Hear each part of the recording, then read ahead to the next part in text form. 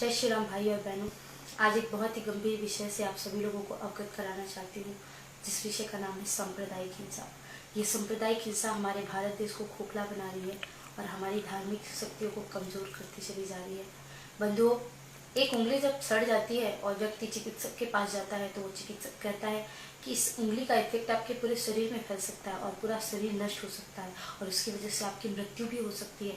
और डॉक्टर आपको यही सलाह देता है कि आप ये उंगली काट दीजिए और उस कार्य को कहते हैं शल्य चिकित्सा। अंग जब गल जाए तो उसकी शल्य चिकित्सा करनी पड़ती है, वरना पूरा अंग खराब हो सकता है। वैसे ही अगर देश में अराजकता आ जाए तो संत समाज का कार्य है कि उसे जागृत करना। आज पूरे संत समाज के माध्यम से, संत समाज की ओर से मैं अपने हिंदू भाई बहनों को जागृत करने के लिए एक छोटा सा विषय उनके सामने लेकर के आई हूँ। भारत देश में जिस प्रकार से सांप्रदायिक हिंसा बढ़ती जा रही है और जिसमें हिंदुओं की आस्था को ठेस पहुंच रही है, वो बहुत ही बड़ा गंभीर विषय है हमारे लिए। बंधुओं, भारत देश में 10 वर्षों में 11,000 सांप्रदायिक हिंसाएं हो चुकी हैं। ये सरकारी आंकड़ों के अनुसार मैं आप सभी लोगों को बता रही हूँ, जिसमें से 1500 प्रमुख दंगे हैं।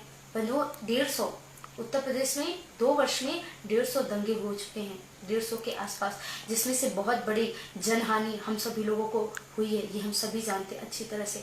बंधुओं, भारत देश के ऐसे बहुत सारे एरिया हैं, बहुत सारे जिले हैं जिसमें हर महीने, हर दिन, आए दिन दंगे होते रहते हैं और आप रोज न्यूज़ चैनलों में, मीडिया के माध्यम से ये सब देखते रहते हैं। अभी मेरठ में जैन समुदाय पर मुसलमानों ने हमला किया, जिससे कई जैनियों की जान चली गई और कई तो घायल भी हो गए। अभी हाल ही में भाग्यनगर में सिख समुदाय पर, उनके गुरुद्वारे पे आक्रमण किया गया, मुसलमानों ने आक्रमण किया, जिससे कई लोग घायल हो गए और कई लोगों की जान चली गई। बिहार के बोध गया उदित प्राचीन मंदिर पे मुसलमानों ने, मुसलमान इस्लामिक जिहादियों ने बम से हमला किया, जिससे हिंदुओं की आस्था का जो केंद्र है उस पर ठेस पहुंची। बंधुओं, भारत देश में जिस प्रकार से ये हमले हो रहे हैं आए दिन, उन आंकड़ों के अनुसार जो प्रमुख शहर हैं उनके नाम मैं आप लोगों को बताती हूँ, जैसे कि मुंबई, हैदराबाद, गाजियाबाद, मुजफ्फरनगर, ऐसी इन सभी, जैसे जम्मू का किश्तवाड़ एरिया, महाराष्ट्र का नंदुरबार गांव, कर्नाटक का बेलगांव, ऐसे इन सभी इलाकों में आए दिन शहरों में, गांवों में, नगरों में, मंदिरों में, खेतों में हमले होते रहते हैं। और हम क्या करते हैं? चुपचाप बैठे रहते हैं। हिंदू अगर शांति का पाठ पढ़ लेता है तो वो घर में बैठा रहता है। सरेआम उसकी बेटियों के संग बलात्कार किया जाता है, उसकी माँ का अपमान किया जाता है और हम चुपचाप बैठे रहते हैं। कम से कम हम अपनी आत्मसम्मान के लिए तो लड़ सकते हैं बंधुओं।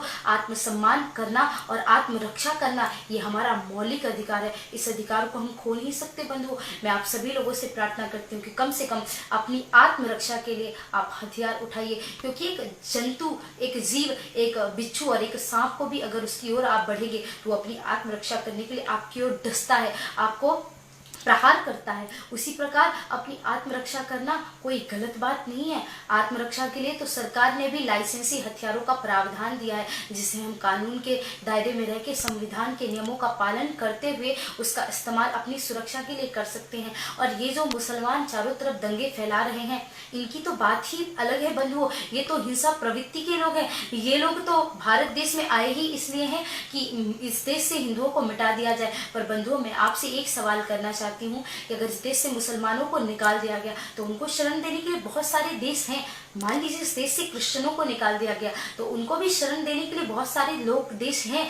परंतु मैं आपसे पूछना चाहती हूँ कि अगर हिंदू इस देश से जाना चाहें तो वो कहाँ जाएंगे? वो कौन सा देश है जो हिंदुओं को शरण देगा? हिंद महासागर में डूब के मरने के सिवा हमारे पास और कोई चारा नहीं। और सिर्फ भारत में नहीं, ये मुसलमान तो हर जगह लड़ रहे हैं, हर जगह इनकी हिंसाएं, हिंसात्मक प्रवृत्ति फैली हुई है। आप देख लीजिए, श्रीलंका और म्यांमार में मुसलमान अपनी शक्ति के कारण वहां पे मुद्दिसों से लड़ाई कर रहे हैं, मुद्दिसों से हिंसाएं कर रहे हैं। आप केनरा में और ऐसे कई देशों में जाइए जहां पे मुसलमान ईसाइयों से लड़ाई कर रहे हैं।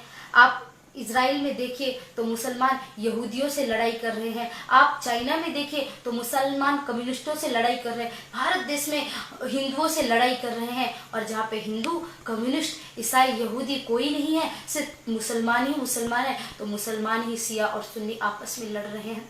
जो धर्म कहता है, हमारा धर्म कहता है सर्वे भवन्तु सुखिनः सर्वे सन्तु निरामया, परंतु इनका धर्म ही मार काट ये सब सिखाता है। कई लोग कहते हैं कि मुस्लिम मजहब बहुत ही शांत है, परंतु मैं ऐसा नहीं मानती बंधुओं, क्योंकि वो हर जगह हिंसात्मक प्रवृत्ति फैला रहे हैं और जिससे हमारे भारत देश को बहुत बड़ी हानि हो रही है। भगवान श्री कृष्ण ने गीता में कहा है, यदा यदा ही धर्मस्य ग्लानिर्भवतु भारत, भगवान ने कहा जब जब इस भारत देश में धर्म का ह्रास होता है वो अवतार लेते हैं। परंतु बंधुओं, अभी कल के अवतार होने में बहुत समय है, हमें ही भगवान का कोई ना कोई स्वरूप धारण करके और अपने लिए लड़ाई लड़नी पड़ेगी, अपनी आत्मरक्षा के लिए और अपनी आत्मसम्मान के लिए लड़ाई लड़नी पड़ेगी। इसलिए बंधुओं, आप सभी लोगों से मैं इतनी ही प्रार्थना करती हूँ कि आपके आसपास, आपके गांव में, आपके शहर में कहीं इस तरह की हिंसाएं, सांप्रदायिक हिंसाएं हो तो कम से कम अपनी आत्म सुरक्षा के लिए आप हथियार उठाइए। सरकार भी, मैं भारत सरकार से भी प्रार्थना करूंगी कि हिंदुओं के लिए ऐसा कोई ठोस कानून बनाए जिससे हिंदुओं की रक्षा की जा सके और हमारी भारतीय पुनः विश्व गुरु के पद पर प्रतिष्ठित हो सके।